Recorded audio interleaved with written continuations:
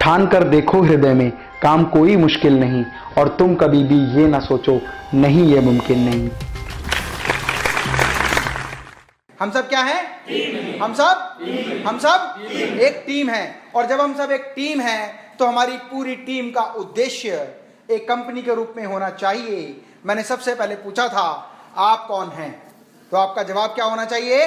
मैं एक कंपनी हूं। और जब हम एक कंपनी हैं तो हमारे काम करने का तरीका कंपनी के रूप में होना चाहिए। हमारी टीम की भावना एक दूसरे के लिए होनी चाहिए, हम एक दूसरे के प्रति समर्पित होने चाहिए, हम एक दूसरे के साथी होने चाहिए, और हमारे बीच में आपस में रिलेशन बहुत मजबूत होना चाहिए। जितना बेहतर रिलेशन आप लोगों के बीच में होगा उतनी बेहतर टीम बनेगी। जितनी बेहतर टीम बनेगी उतना बेहतर आपकी कार्य क्षमताएं बढ़ेंगी, और जितनी ज़्यादा बेहतर आपकी कार्य करने की क्षमता बढ़ेगी उतनी ज़्यादा बेहतर एक कंपनी बनेगी। दोस्तों, किसी भी कंपनी के प्रारूप में जब कंपनी की हम बात करते हैं तो कंपनी कभी भी अच्छी और बुरी नहीं होती।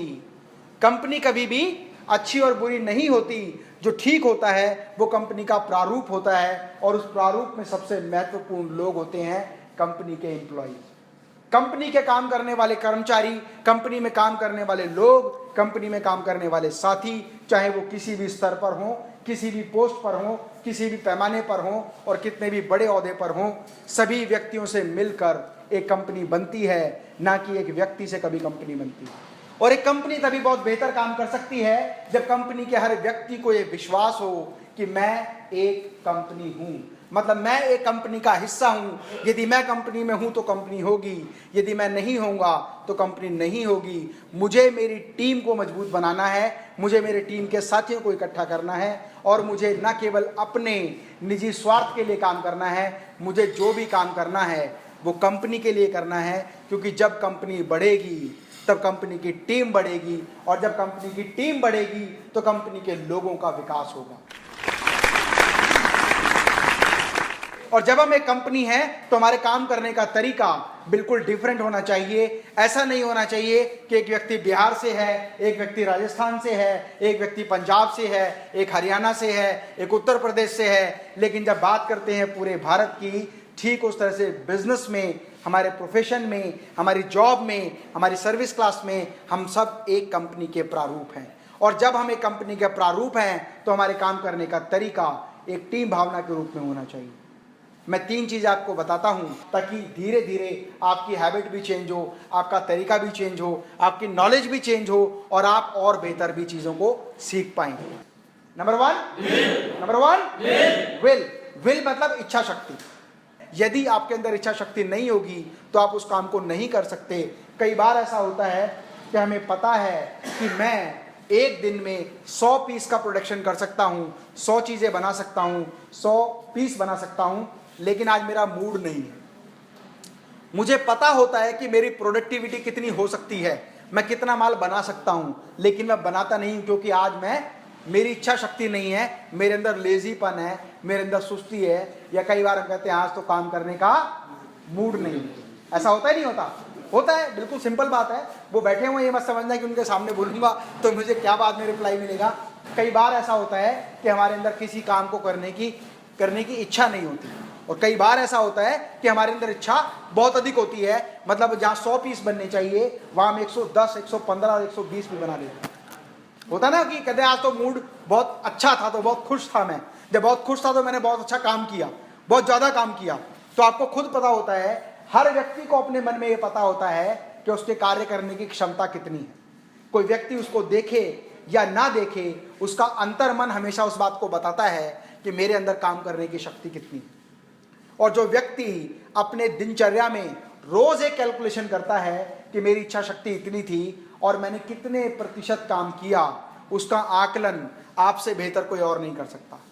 मतलब परसेंटेज का मतलब ये होता है कि कई बार क्या होता है कि हमारा मूड होता है काम करने का, तो हम अपने आप बिना किसी के देखे, बिना सुपरवाइजर के देखे, बिना फोरमैन के देखे, बिना मालिक के देखे भी हम खुशी से बहुत अधिक काम करते हैं। लेकिन कई बार क्योंकि हम ह्यूमन बीइंग हैं, हमारी इच्छा शक्ति कम भी होती है कि आज तो काम करने का मन ही नहीं है, लेकिन सुबह उठ के जॉब पे जाना है। तो इच्छा शक्ति एक ऐसी चीज़ है कि जो व्यक्ति अपनी इच्छा शक्ति को डेवलप कर सकता है, अपनी इच्छा शक्ति को पैदा कर सकता है, वो अपने आप को भी आगे बढ़ा सकता है। तो इच्छा शक्ति जिस व्यक्ति के पास होती है वो एक चीज की कैलकुलेशन कर सकता है कि आज मेरे अंदर कितना काम करने की इच्छा शक्ति है। और हर व्यक्ति अपने मन से भी निर्धारित कर लेता है कि मैं अपनी इच्छा शक्ति को बढ़ा सकता हूं। और हर आदमी ये भी कैलकुलेट कर सकता है कि आज मेरा कितना % काम करने का मन है। पेड़ जितनी तेज गति से बढ़ सकता है उतना बढ़ता है, जितनी जड़ें फैला सकता है उतनी फैलाता है, जितने फल दे सकता है उतने देता है। लेकिन उस पेड़ को जब ठीक से पानी मिलता है, फर्टिलाइजर मिलता है, सप्लीमेंट्स मिलते हैं, तो उस पेड़ के उत्पादन की क्षमता बढ़ जाती है। ठीक उस तरह से जब हम लोग ट्रेनिंग्स करते हैं, चीज़ों को सीखते हैं, चीज़ों को समझते हैं, तो हमारे काम करने की शक्ति भी बढ़ जाती है, हमारा माइंड मोटिवेट हो जाता है। तो इच्छा शक्ति को कोई भी व्यक्ति आसानी से अपने अंदर पैदा कर सकता है। यदि आपके अंदर इच्छा शक्ति हो तो आप वो हर काम कर सकते हैं जिसको करने का आपने मन बनाया है। बहुत सारे लोग सोचते होंगे कि मुझे सुबह 10 बजे से पहले नहीं उठाया था या सुबह 9 बजे से पहले नहीं उठाया था, लेकिन जिस दिन हमारे अंदर एक इच्छा शक्ति होती है कि कल तो आने वाले समय में होली आने वाली है और मुझे गांव जाना है, या गांव से मेरे रिश्तेदार आ रहे हैं, रेलवे स्टेशन मुझे उनको लेने जाना है, और सुबह 5 बजे का अलार्म लगाते हैं, तो 5 बजे के अलार्म के बजने से पहले आपकी आँख खुल चुकी होती है, आप नहा धो के तैयार होते हैं और अपने रिश्तेदार को, अपने माता पिता को, अपने बहन भाई को, अपने दीदी जीजा को लेने आप रेलवे स्टेशन पहुंच जाते हैं। क्योंकि उस दिन हमारे मन में एक इच्छा शक्ति काम करती है कि आज मुझे ये काम करना है, आज मुझे सुबह जल्दी उठना है, आज मेरे यहाँ रिश्तेदार आने वाले हैं। ऐसा होता है या नहीं? दूसरी चीज क्या है? स्किल। स्किल मतलब हुनर। हुनर क्या होता है? स्किल मतलब किसी भी काम की सीखने की कला, मतलब उस काम की जानकारी। क्या इस बिजनेस में, क्या इस कंपनी में जब आप पहले नहीं थे तो क्या आप इस काम के बारे में जानते थे? आज जो मशीनें आप चला रहे हैं, आज जो प्रोडक्ट आप बना रहे हैं, आज कंपनी में जो मेहनत आप कर रहे हैं, जब आप इस कंपनी में नहीं थे तब क्या आपको ये काम आता था? नहीं सर। हमारे माइंड की बाउंड्रीज होती है, हम अपने दिमाग को एक बाउंड्री में बांध के रखते हैं। अच्छा, कितने लोग ये जानते हैं कि कार 2 पहिए में घुमा सकता हूं मैं? एक व्यक्ति से पूछा कि सर कार चलाने आती है? कहते हैं हाँ आती है। 2 पहिए पे घुमा दोगे? कहते नहीं 2 पहिए पे नहीं घुमा पाऊंगा। क्यों? कह रहे नहीं मैं यार इतनी एग्रेसिव तरीके से कार नहीं चलाता। कहते यार कार तो घूमती 2 पहिए पे, पीछे के 2 ऐसे ही रहते हैं सीधे। पीछे के कहाँ घूमते हैं ऐसे? 2 आगे के 2 तो घूमते हैं, तो कार तो 2 पहिए पे ही घूमती है। आप सोच क्यों रहे हो इस बारे में? दोस्तों, मेरा पूछने का सवाल ये था कि जब आपने साइकिल चलाना सीखा उस समय पर आपको साइकिल चलाना नहीं आती थी, तभी तो आपने सीखा। जब आपको साइकिल चलानी नहीं आती थी तो आपने सीखा क्यों?